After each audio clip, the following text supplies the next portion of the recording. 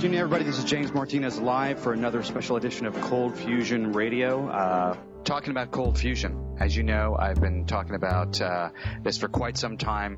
Cold fusion is the premier invention, greatest invention man has ever put together. It needs the public support. It's my feeling that this subject matter, cold fusion, is the key to liberating the human race.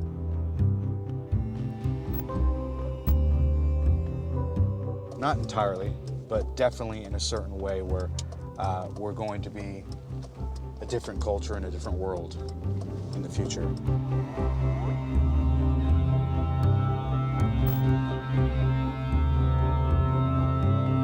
I have a real problem with banks, the people who run them. The existence of cold fusion would cause a lot of financial problems for the old powers that be that have been running the earth, the oil baron families and whatnot.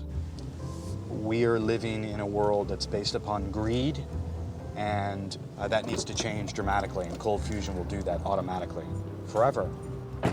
I want the public involved so that the guys that are going to shape culture, that we have a say in it, not the military, not the previous institutions that have been running the show, because we all know that they're morons. All right. Am I enthused and don't mind being the ultimate pom-pom for the cold fusion crowd? No problem. No problem. These t-shirts were actually made by listeners. There's a ton of designs, actually. This was Cold Fusion Now t-shirts. It gives the website. Stickers that people are putting on ambulances. More stickers at coffee stores, other guys doing this. And then that's how it all started.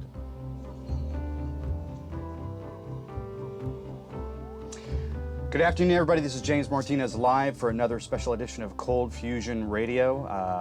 I'm going to play a brief clip here, piece that came out in 60 Minutes. This is one of the biggest news stories ever and one of the most important things in science that needs to be addressed on a continuous basis. So let's begin with this to refresh everybody about how all this came to be. 20 years ago, it appeared for a moment that all of our energy problems could be solved. It was the announcement of cold fusion, nuclear energy like that which powers the sun, but at room temperature on a tabletop. It promised to be cheap, limitless, and clean. Cold fusion would end our dependence on the Middle East and stop those greenhouse gases blamed for global warming. It would change everything. But then, just as quickly as it was announced, it was discredited so thoroughly that cold fusion became a catchphrase for junk science. Well, a funny thing happened on the way to oblivion. For many scientists today, cold fusion is hot again. In the 60 Minutes piece, they went to go see, Fleischmann, and he was holding the little tube thing that they use, and he was so sad. He was so sad. And his whole life had been semi-destroyed because of this. When you hold that in your hand and you think back on what's happened these last 20 years, what do you think? A wasted opportunity. He told us he has two regrets: calling the nuclear effect fusion and having that cold fusion news conference in 1989 at the University of Utah. Pons and Fleischmann would have been wise not to make this announcement. People criticize the press conference and say this is no way to do science. It was really a violation of scientific ethics for them to go public with this. No one had reviewed this. They had shown it to no one. They had talked to no one. You just can't do that. It was pretty clear to me that this was going to cause a problem and cause some questions.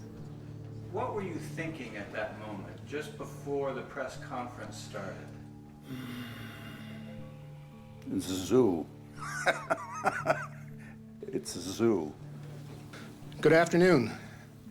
I'm Jim Brophy. I am Vice President for Research at the University of Utah, and it is my pleasure to welcome all of you to the campus of the University of Utah to share with us this exciting scientific announcement.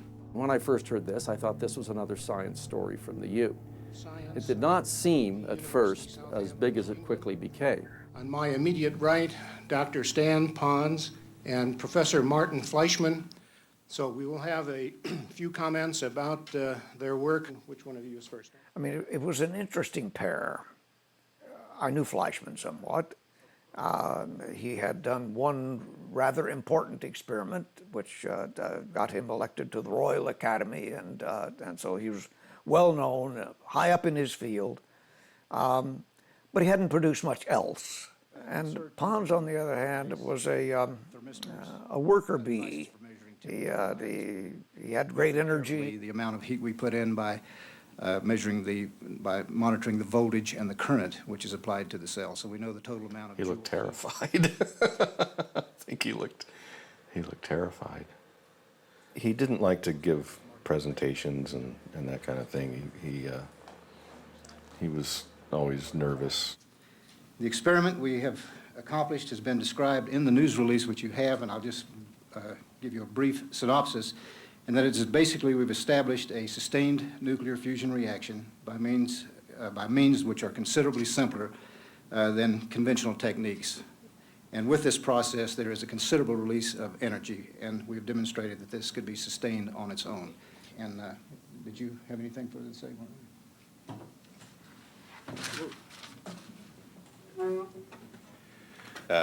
The best thing is really at this stage to, I'm sure you will have lots of questions, is to hand this over to the floor, Vice President Brophy, and ask you to ask us. Basically, this has been described as a kitchen-type experiment. How do you feel knowing that you can do in a kitchen what other researchers can do with $500,000 in large scientific... It's a pretty big kitchen. Vice President Brophy won't like me using this emotive language, but Stan and I thought this experiment was so stupid that we financed it ourselves, and I think it would be fair to say that we've burnt up about $100,000 in the process, so it's not that cheap, and this is just a kitchen experiment, so if you scale it up, we could burn up a few $1 million fairly quickly too. Is this Newton's apple or Bell's first telephone? The Rubbermaid basin is for lecture presentations because we want to have the punchline that we paid for it ourselves and we couldn't actually pay for very much, so it had to be done in the Rubbermaid basin. But the actual tank was a little bit more sophisticated. Was it enjoyable? No, not really.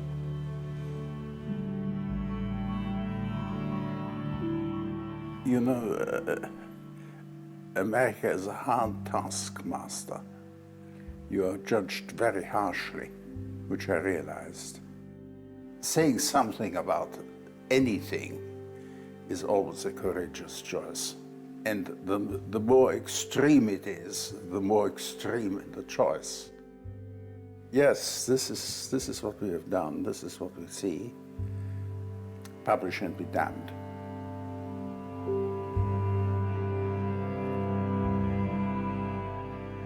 Within a day or so, the word was out. It was spreading like wildfire. Oh, these guys have done this.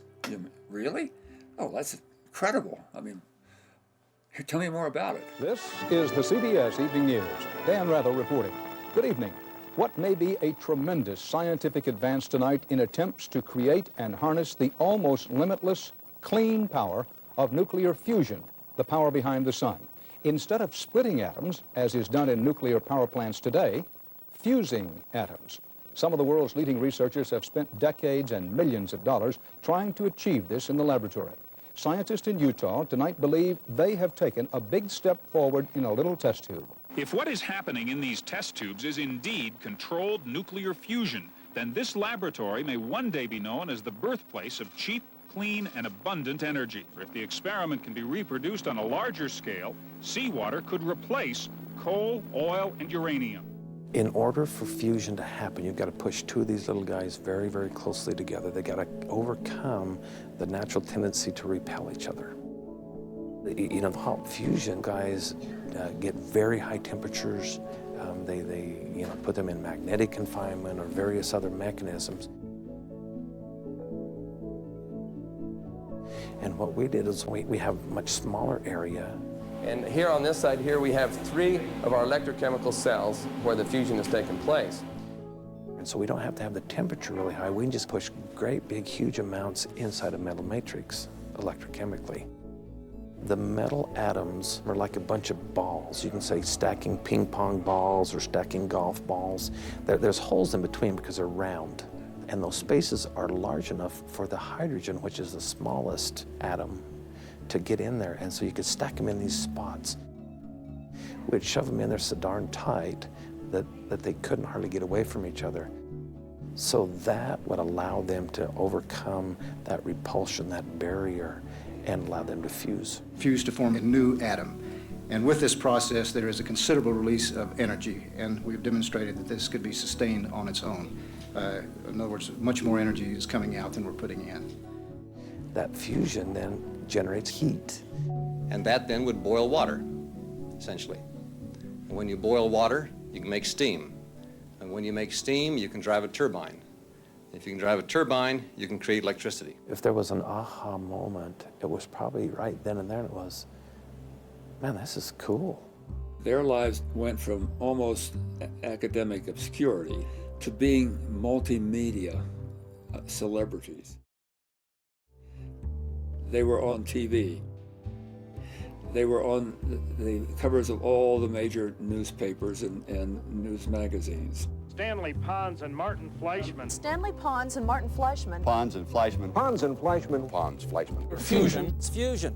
Since then, the attention of the world has focused on them. I went up to the university with a camera, and we walked around the halls looking for a scientist. Oh, here's a scientist. Hey, what do you think about it, huh? Almost anything any person with credentials said looked like news because nobody knew anything. Well, it's a palladium lattice, and the deuterium splits apart, and the molecules go in there and fuse. Well, that's news. I mean, if you have that, that's you could get on TV. That's my job. Their phones didn't stop ringing. Pons said that they would get an unlisted number because people would call them all night long. I remember stories about the dismay of the oil sheiks as soon as they realized that America no longer needs their energy. The University of Utah bookstore is reporting record sales of Fusion t-shirts. The store has sold several hundred in just a few weeks, in addition to Fusion bumper stickers and Fusion keychains. The toast of Utah. Scientists are just like anybody else. Some people wear sports team wear, and we wear chemicals. Okay, there's a restaurant down the street, and they had a cold fusion pretty soon. And what it was a soda, and they put these things in it that went pop, pop, pop randomly. So as you were eating it, pop, pop, and they called it the cold fusion. They were threatened. They obtained death threats. People would call, say, look, tell me about cold fusion. I want to make $1 million, and if you don't tell me, I'm going to kill you or harm your family in some manner. Oh, we had these 2 men who were supposed to guard us so we wouldn't get kidnapped, and held to ransom. And these huge men with arms nearly down to the ground, like gorillas. They popped out when we went to breakfast. They popped out, when we went to Sicily and up to the monastery, and they were always there to see that we were all right, which was quite reassuring, but it was also a bit frightening because you think, well, dear me. When you get to that level, you see the craziness that exists under the surface in this country, and that craziness periodically comes out.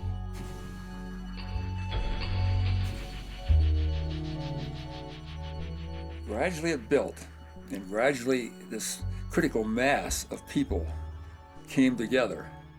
Every research laboratory in the United States, people were gathered in the halls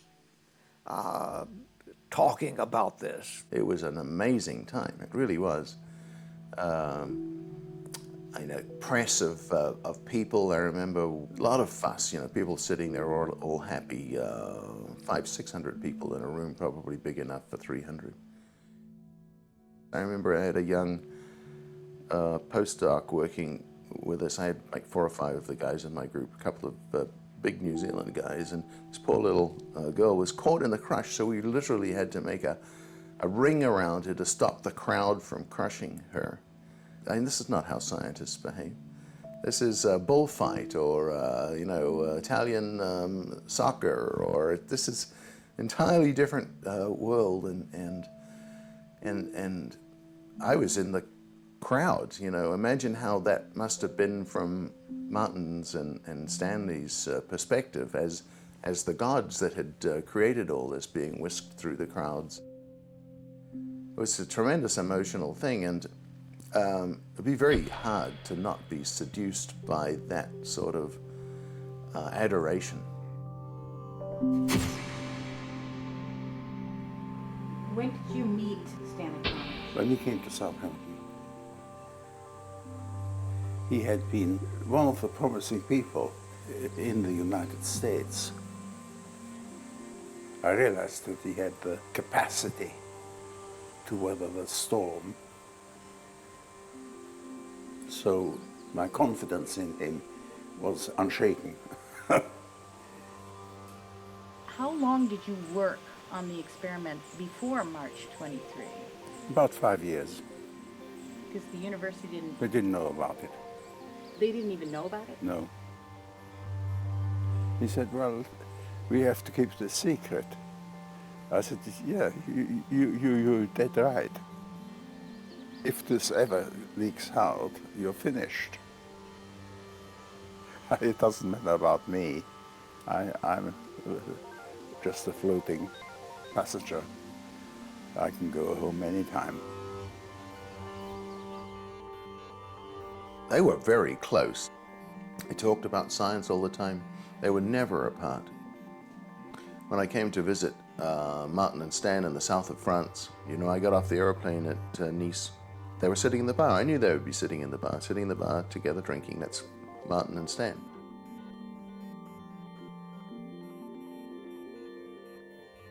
Martin without Stan is half a man. But Stan without Martin provided a lot of the creativity, the sparks, the craziness. And to be good, you have to be able to contemplate the crazy, at least for a short time. So this is a man with a wealth of experience, and who better to evaluate the reality of the work? They've been working on it for 5 years before they made an announcement. For Martin Fleischmann to make a mistake continuously for 5 years in the field that he'd been working on for as long as I've been alive, it's possible, but it's very unlikely. Whenever somebody proposes something which is radically different to the existing interpretation, there's always the attitude, let's find the reason why it isn't true.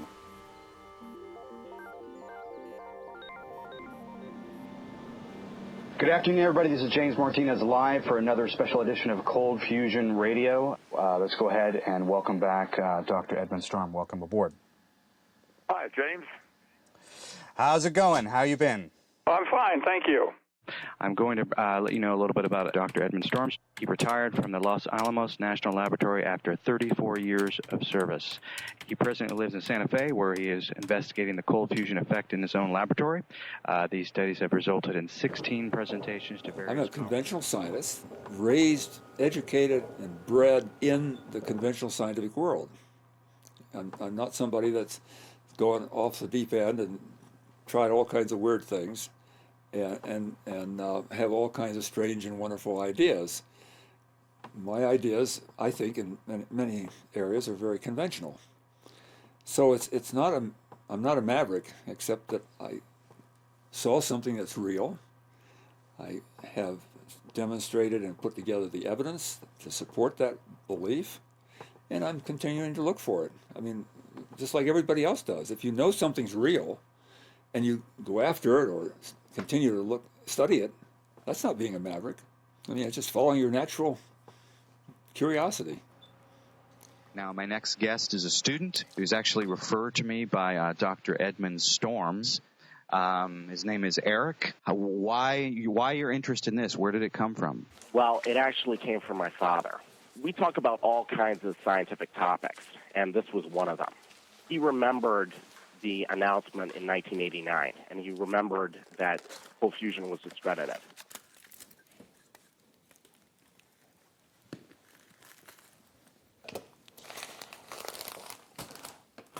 This is the electrolyte itself. It's a mixture of lithium chloride, palladium chloride, and heavy water, or D2O. And this is pure heavy water I can add to replenish the electrolyte later, because the experiment will run for two weeks. This is the actual cell itself. It was around Christmas that I decided that I would actually start to do an experiment. Originally, I asked the school about this experiment because I wanted to do this experiment at school. And I went to my physics teacher, and she really didn't know what I was talking about, because most people don't even know what cold fusion is. It hasn't been talked about for about 22 years now. Then I went to a teachers' parents conference, and a teacher from math said he's got to contact somebody in the field because we are not sure what he's doing. So you contact? Yes. I contacted Edmund Storms, and he was very happy. He said to remain open-minded.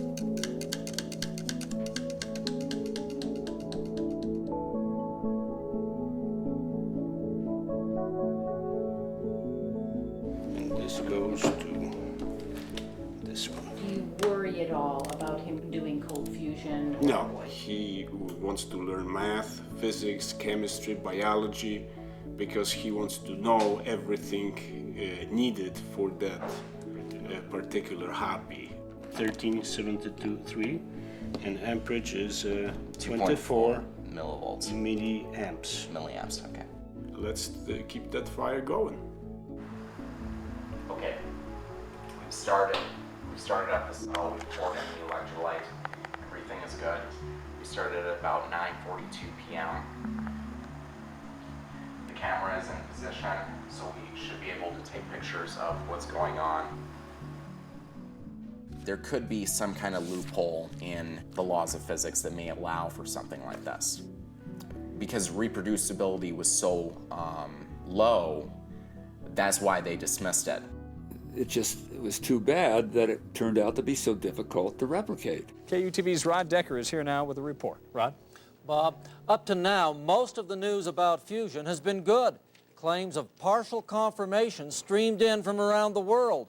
Today, that all changed. Now, leading institutions say the experiments can't be confirmed, and Utah scientists may have been deceiving themselves and others. Scientists tend to be a little cautious about knocking new results. You don't want to appear to be resisting new ideas. But as time went on, and it wasn't much time, within a matter of a few weeks, scientists began to smell blood. I was the first scientist to speak out on this. Park spoke from Washington. To be perfectly frank, it's a preposterous claim.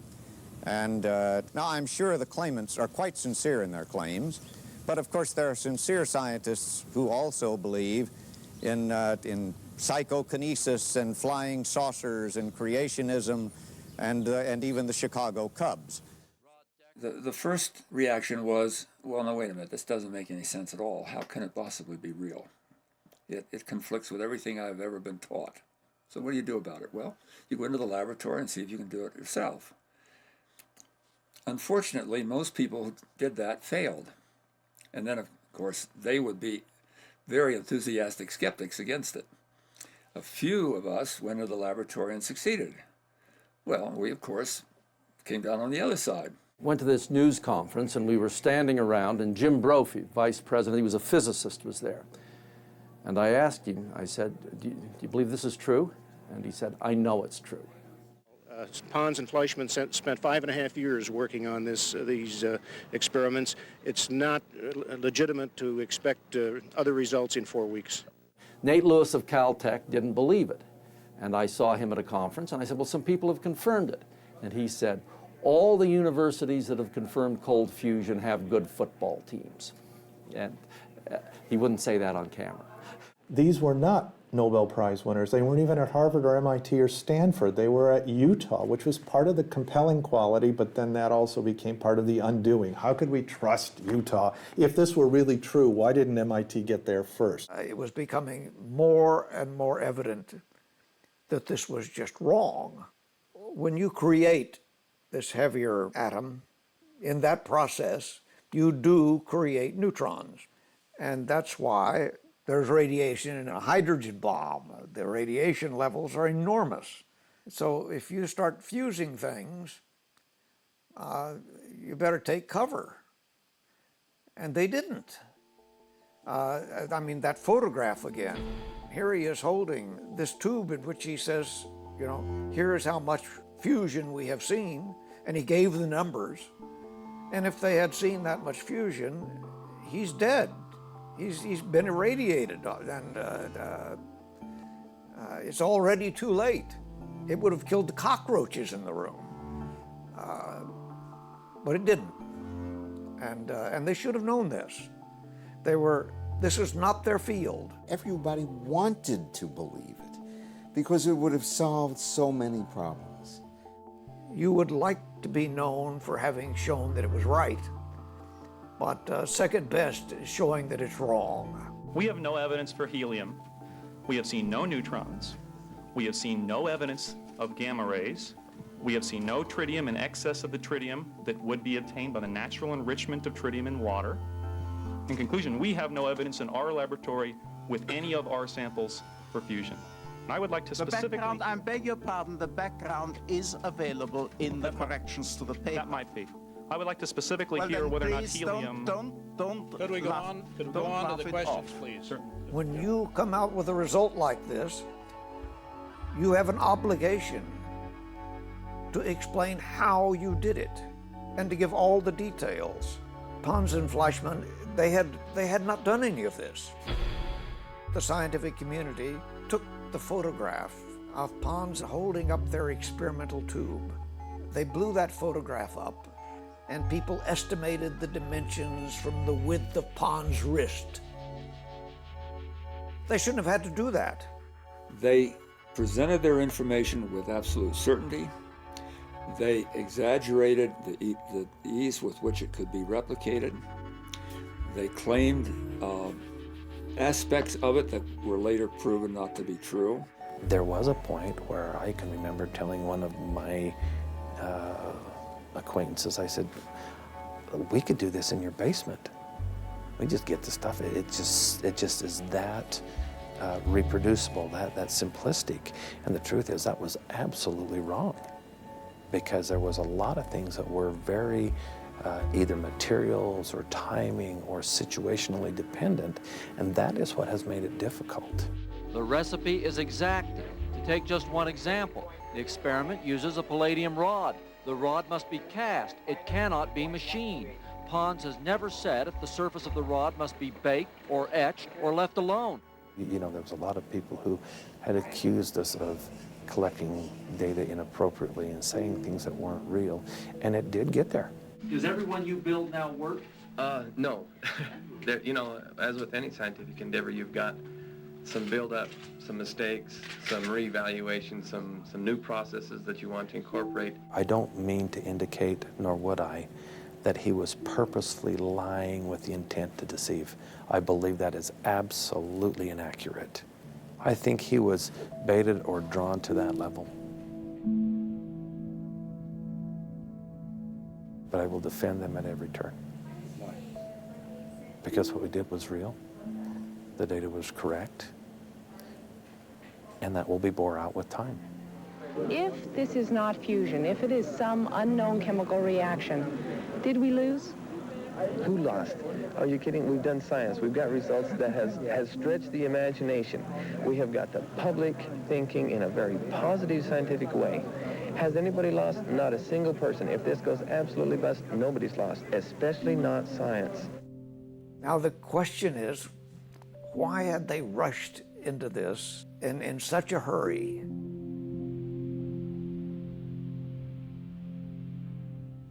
When it got into the hands of the University of Utah, they wanted to make a big thing of it. I thought we weren't ready to make a big thing of it. With the ownership, if it turns out to lie with the University of Utah, as we think it will, then we would do all in our power to have this exploited by ourselves and others. I think basically they wanted to get the credit for doing the experiment. We would also like it to come to the benefit of the economy of Utah. That's not always easy to guarantee because ideas aren't contained by borders, but perhaps ownership and patents are. This was, of course, at the University of Utah, and not very far away is Brigham Young University. And there was a physicist at Brigham Young who, in fact, was interested also in the possibility of getting some sort of cold fusion, and they thought that he might scoop them, and they wanted to be there first. BYU physicist Stephen Jones says he has new data on nuclear fusion, the experiment first announced at the University of Utah. He believes that he has accomplished cold fusion in his lab and that Stanley, Pons, and Martin Fleischmann may have produced cold fusion too. In fact, they had made a deal that they would hold a news conference to release the news together. But then the University of Utah jumped the gun. Do you think there was greed involved? Oh, absolutely. I mean, human motivation is not only characteristically driven by those things, but almost has to be. I mean, yeah, down there someplace there's also the good of mankind, but that's not what gets it started. Martin and Stan chose to do this. You see, Martin has on occasion said that the university forced him to have the press conference. That really is wrong. Yes, the patent office was probably advising him on what to do, and he was getting pressures from this and that. And Martin may have thought that he was on a roller coaster that he couldn't get off of at this point. I just don't know. But it's unfortunate because no dean, no faculty member, no president, no janitor could ever tell you, an investigator in our biology department, that you must publish something you've done, or for that matter, we won't let you publish what you want to publish. That's academic freedom. Our freedom of action was circumscribed by the patents. If there were no patents, then life would be much easier. Pons and Fleischmann won't tell exactly how to do the fusion experiment because of patent considerations. We are not free agents to answer certain questions. University of Utah fusion chemist Stanley Pons says a panel of distinguished scientists is not welcome in his lab. Either there's some secret ingredient or some uncontrolled variables that they're not telling us about, or B, that it's wrong. That now has collided with an agglutinated social phenomenon of science and patents and finance and world geopolitics. Fusion is disbelieved because other scientists can't do the experiment. Other scientists can't do the experiment because Pons and Fleischmann won't tell them how to do it, and Pons and Fleischmann won't tell them how to do it on the advice of patent attorneys. Is that fair? That is in part true. We want to be sure that we have the process down accurately in language that will make it patentable, if at all possible, before it's revealed to other people. I very quickly learned that we needed to have review of the content of this news release by, as I recall, 3 sets of law firms. What the attorneys had done was remove from the news release all of the detail that the science writer had taken from the journal article. Now, these attorneys haven't been paid yet. To pay them, the state's relying in part on $5 million appropriated by the legislature for legal fees in science. That can't be spent until fusion's confirmed. Fusion may not be confirmed until Pons and Fleischmann can talk. Pons and Fleischmann can't talk because of the attorneys.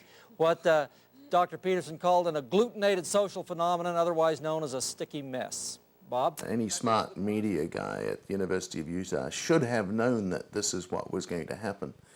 In the all best interests of the media to have an exaggerated earth-rattling claim. It sells magazines, it sells soap. Charles Sherrill reports that despite dumping cold water on the Utah effort, it's all anybody's talking about.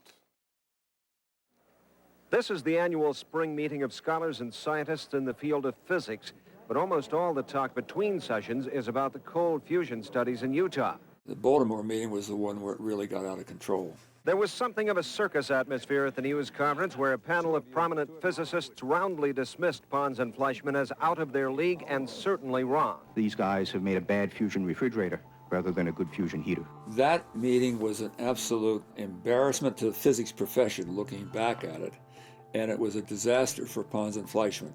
The attitude, the arrogance of the physics profession, even in the context of the time, the style of almost a mob lynching was totally inappropriate to science under any circumstance. I don't know that I would call it a mob lynching.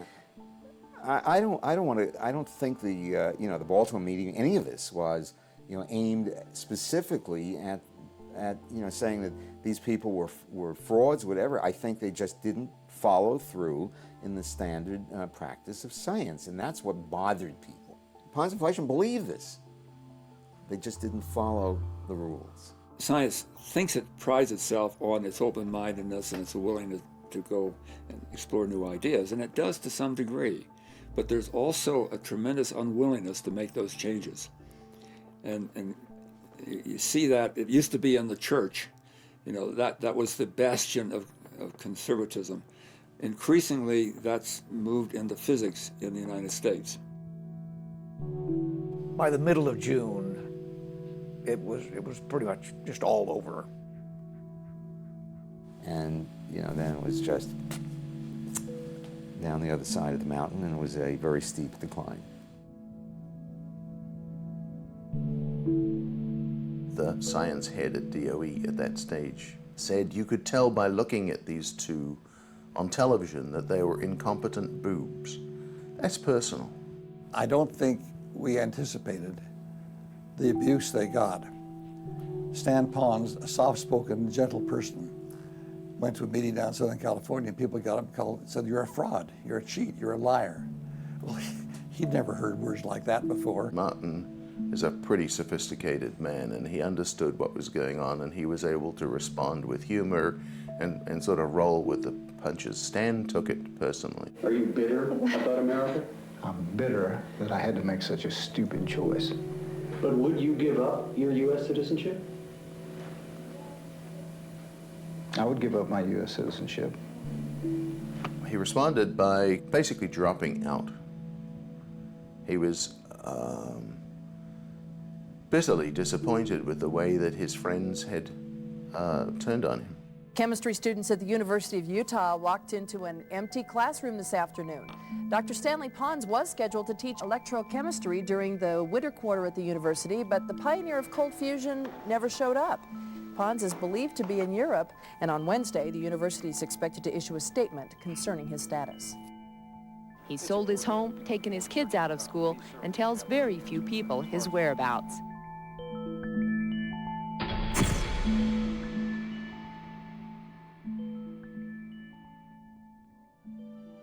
The world is addicted to petroleum. We need a new technology, and this technology can't be sold. It must be given away to everyone. We are in sight of a dream. There is a solution. The answer is all around us. It's right here. Water, H2O, 2 parts hydrogen, 1 part oxygen. There is enough energy in this glass of water to power the city of Chicago for weeks. You won't get away with this, Seth. Really? Define cold fusion. What? I said define cold fusion.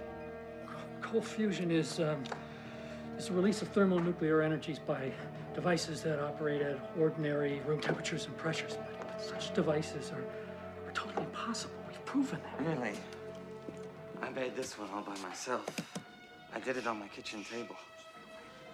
The people who said it was impossible were wrong. Come back with us. Haven't traveled far enough yet. Got a lot of dirt to shake off my shoes. And right now, there's a cold fusion cruiser surfing the ion reefs just at the edge of the solar system. This is the apparatus. I even tried to get Elizabeth Shue involved in this. Are attracted to the palladium cathode. They cram together, and there are millions and millions of them inside the cathode, getting closer and closer, and then they fuse. Because I played the clip of her in that movie, The Saint, countless times as a preamp, because people remember that. They'll remember that, but they won't remember a lot of other things. And if I play that one clip, a lot of people, they recognize it. And when we ignite that cold fusion fire, I mean, just imagine.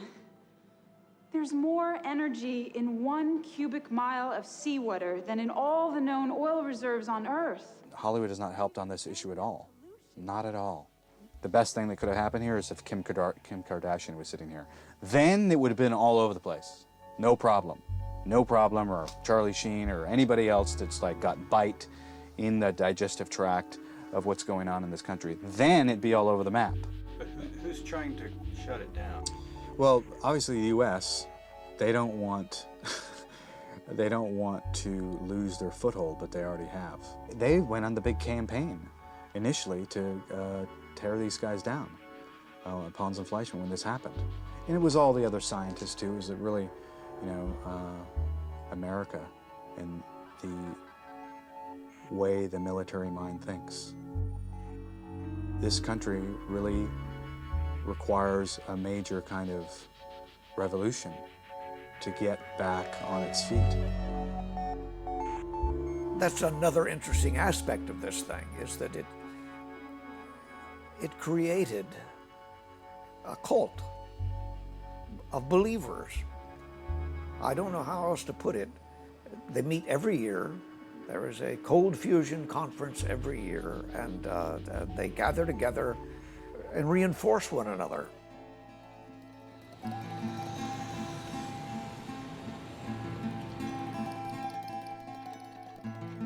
Fleischmann used to attend the conferences fairly regularly until his age caught up with him. But we were wanting to give him an award for what he did for the field. There was a bit of a discussion as to whether he would make it, but he was able to show up, and it completes the cycle to some degree. Everybody loves Martin. It's good to see him here. It's a close-knit community. Martin's basically started things, and we're very much encouraged to have him present to say a few words to us. Heroic figure for the field? Heroic and somewhat tragic. The cold fusion has this mixed character. It has the potential to be one of the most important discoveries in recent time, but there was a price paid for that discovery. But that's changing now. After 20 years and a great deal of hard work, I think we've proven that it is real and that the skeptics have no case. They should go back to where they came from and let us proceed in a normal way.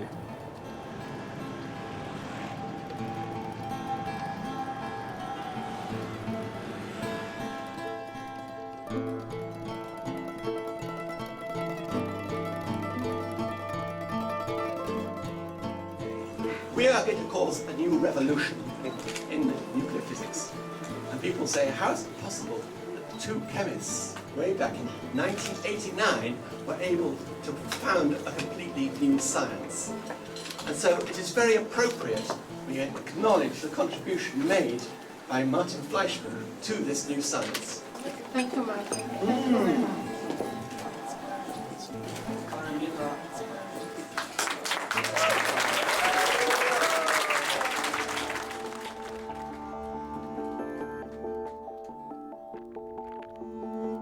I have captured images of my radiation detectors with the microscopes that we have at my high school.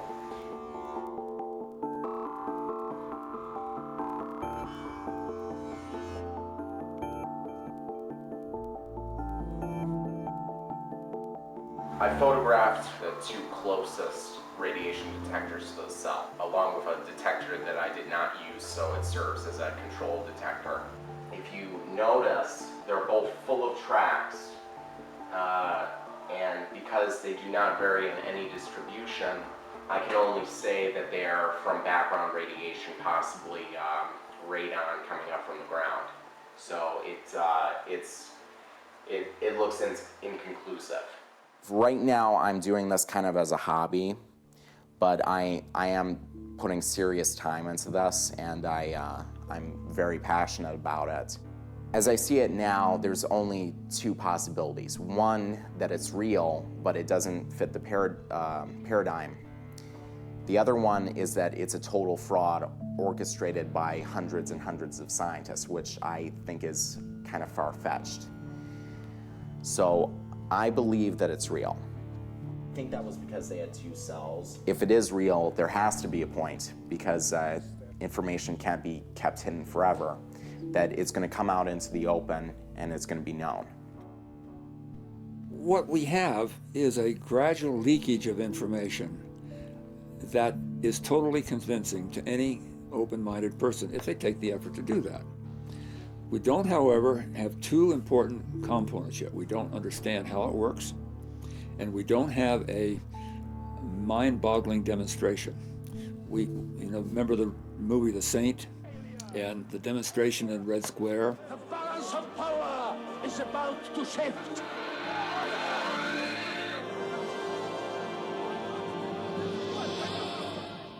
We don't have that yet. We need those two things.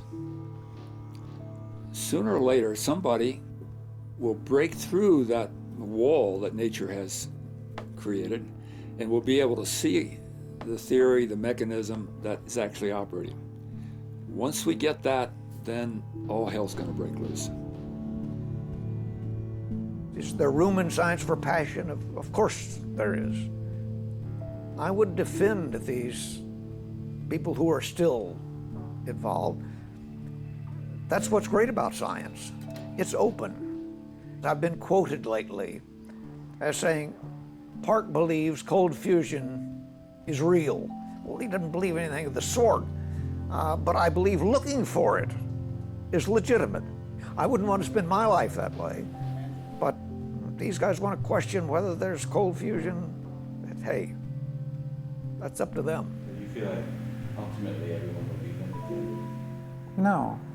I think most likely in the near term that the scientific community and the physics folks will succeed in destroying our efforts, and that the field will very likely die, and our efforts largely be forgotten. But sometime in the future, when folks are pouring around various rubble and cobwebs of old journals, that they'll notice that we were here and we tried to solve this problem, and we made a fair amount of progress, and we did things that were important, and we worked to try to help our fellow man. Are you still friends? No. I lost touch with him after 1995. Why that was, I don't know. It's not natural that we should fall out to that extent. We don't talk about it.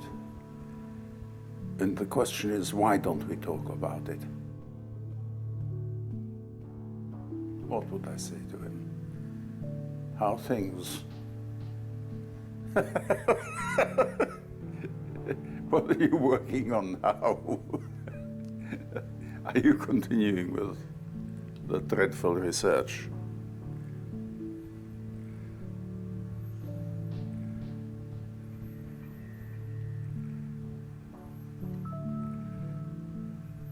I think that is the starting point of the conversation.